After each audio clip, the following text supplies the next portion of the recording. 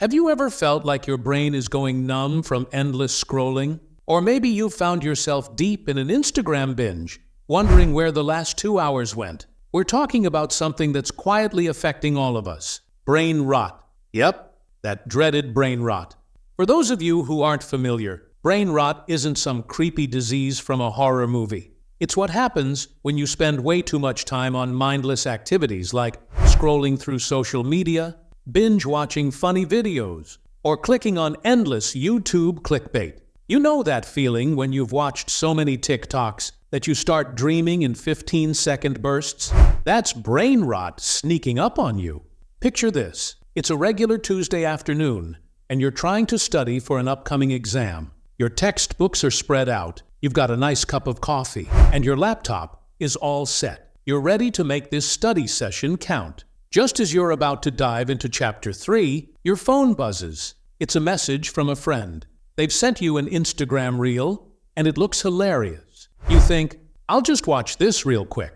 You open Instagram and watch the reel, but then you swipe up to see the next one, and the next, and the next. Before you know it, you're lost in the Instagram reel rabbit hole. You've watched a dog doing a dance, a cooking hack you'll probably never try, and a prank video that makes you laugh out loud. Time flies when you're having fun, right?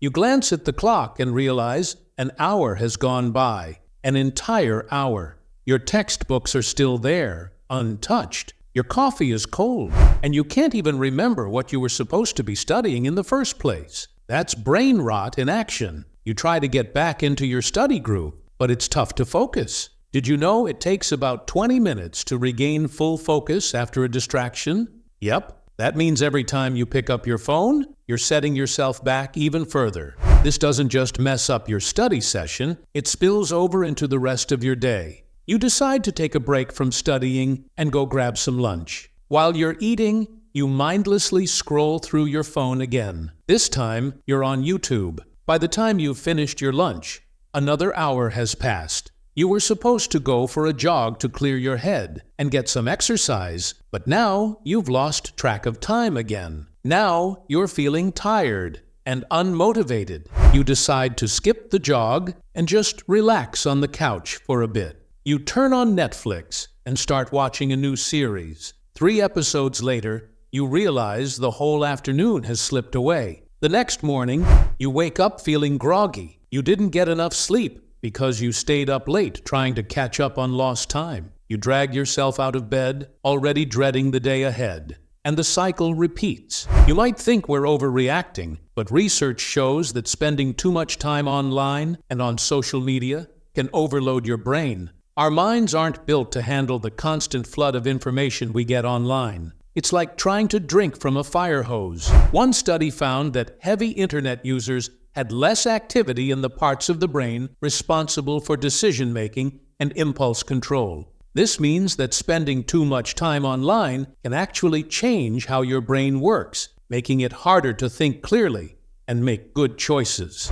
Another study discovered that people who use social media a lot tend to have higher levels of anxiety and depression. Every like, comment, and notification releases dopamine, the same chemical that gets released when you eat your favorite food or win a game. It feels good, so you keep coming back for more. But here's the problem. The more you use social media, the more you need to feel that same level of satisfaction. It's like a drug. Over time, your brain gets used to these constant dopamine hits, and you start needing more and more to get the same feeling. This can lead to a kind of digital dependence, where you're always checking your phone, looking for the next hit. You start comparing yourself to others, wondering, why does their life look so much better than mine? Spoiler alert, it's not. People only share the highlights, the good moments. It's like comparing your behind the scenes to someone else's highlight reel. Social media is also great at ruining your attention span. Think about it. You're reading an article on your phone and a notification pops up. You check it, respond to a message, maybe like a few posts, and by the time you go back to the article, you've forgotten what you were reading. This constant interruption trains your brain to be easily distracted. Ironically, social media can make you feel more isolated. Sure, you're connected to hundreds of people, But how many of those connections are truly meaningful? Studies have shown that spending more time on social media often leads to feeling lonelier. You're swapping real-life interactions for virtual ones, and that's just not the same. Humans are wired for face-to-face contact, for hearing someone's voice and seeing their expressions. Okay, enough with the bad news. Let's focus on how to keep our brains sharp and healthy. Don't worry, it's not all doom and gloom. We can outsmart brain rot with a few fun and practical steps. You know that feeling when you're scrolling through Instagram and see your high school friends' vacation photos from Bali? The one who always seems like they've stepped out of a travel magazine? Meanwhile, you're lounging on your couch in sweatpants, surrounded by empty snack wrappers. Total mood killer, right? Here's what you need to do. Unfollow those accounts that make you feel like a couch potato. Seriously, you don't need to see Karen's perfect family photos or Jeff's crazy six-pack abs every day. Instead, fill your feed with stuff that genuinely makes you happy. Now, let's talk about stepping away from the screen and diving into the real world.